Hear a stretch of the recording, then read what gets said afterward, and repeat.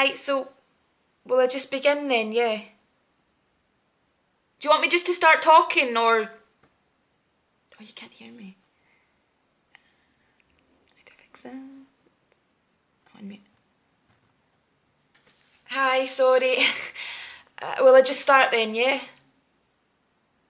Okay. Hi, everyone. My name's Lynn. I've never done anything like this before. Sorry, I don't know what to say now.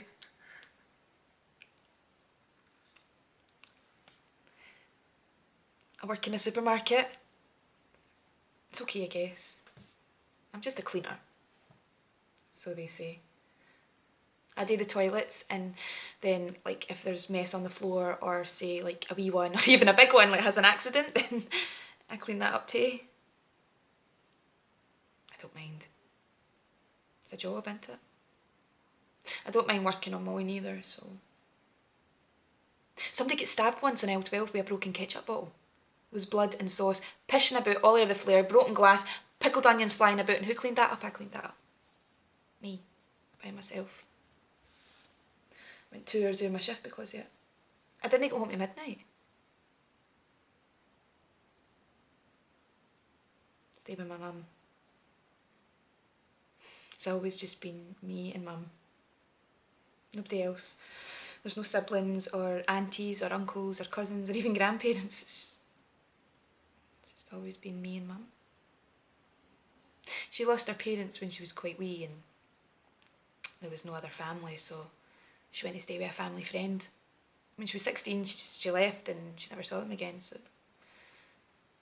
it's just always been me and mum. I did ask her about my dad when I was wee, but she just said, lassies like us don't need a man like that to depend on. Didn't push her on it. I later found out that she'd been married to my dad for 10 years before she got pregnant with me, and that he'd been violent with her the whole time. She said getting pregnant with me gave her the push that she needed to fight back, basically. So she said she put his wages in her pocket, she walked out the door, and she never looked back.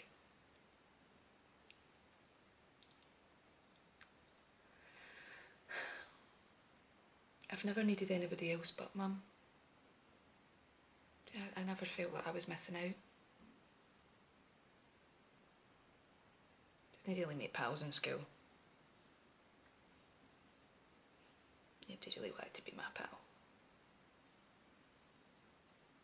I was just happiest at home with mum. I mean, not that she was home all the time. She worked 2 jobs. I mean, she was a grafter. And she saved up as much as she could so that she could take me camping in the summer holidays, or the weekends we were always busy. We were either at a museum or a country park or at the loch, or she was the 2 parents that she needed to be. And then when I was 10, she got this counselling certificate. She said that she wanted to help people who had been in the same situation as her. And she did. For 15 years she did. She was brilliant. And she said she made loads of pals for life in the job, but I think it must be quite a solitary job.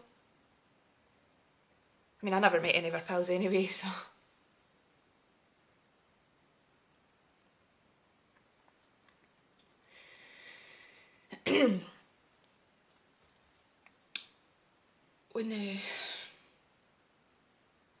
When she got no well,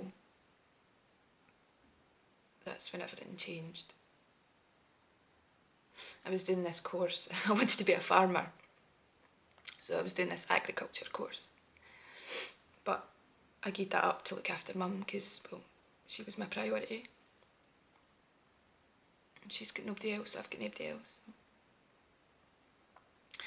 But it was okay because I managed to get carers in, and they would come in the mornings and in the evenings, so that meant that I could go to work because it was only 4 hours a day, and I needed the job and I needed the money to pay for the carers. So I did have a couple of pals, but when Mum gets sick, so I go to work and I take care of Mum, and sometimes this befriender comes and she'll come and take me out for a wee coffee and a chat. But then when we went into lockdown, I couldn't go for those coffees, and then the carers phoned and they said that they had to cancel the morning carers and could only do the night, and that meant I had to leave Mum in the house by herself while I went to work, and I was terrified that something would happen to her. And then I wasn't focused on work, so somebody had an accident because I didn't put a wet floor sign down.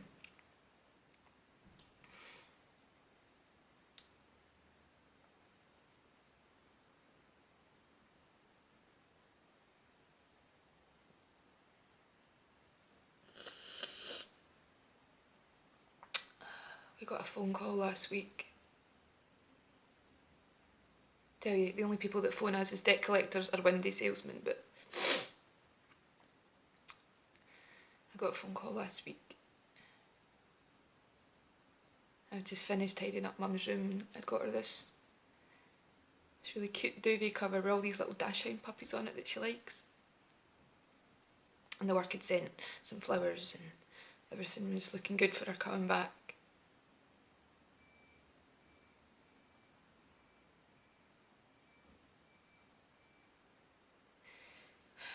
But it was the hospital.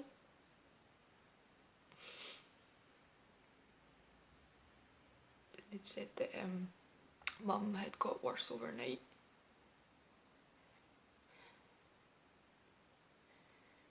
And when I got there, they said that there was nothing that they could do.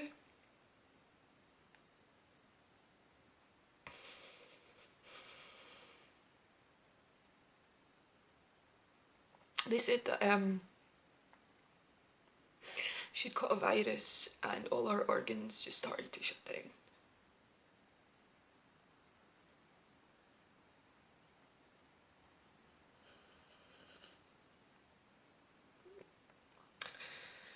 So I just kissed her little head the same way she'd done for me a million times before, and I tell her just go and run in the fields again, Mum, and go and play at the beach with me again, Mum, and go and swirl away on the wishes on the dandelion seeds that would blow.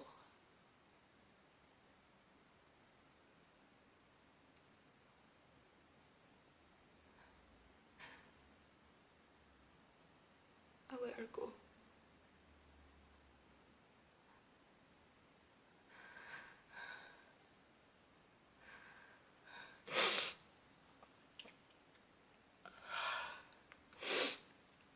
I don't know what to do now. I don't know what.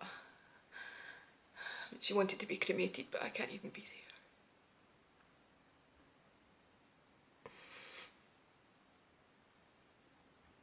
there. She was never one to fuss over death either. She always said, "Oh, we all die eventually," and